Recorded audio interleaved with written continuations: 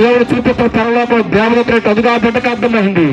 నా ప్రాణం, నా త్యాగం వాళ్ళకి అర్థమైందని మిమ్మల్ని సంతోషిస్తాం. ఒక్కసారి బాప్తిస్మం అవసరం 2 చేతులు పైకి ఎత్తండి.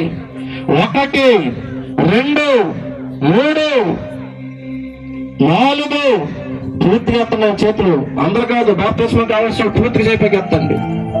5 6 7 8 9 10 11 12 13 14 15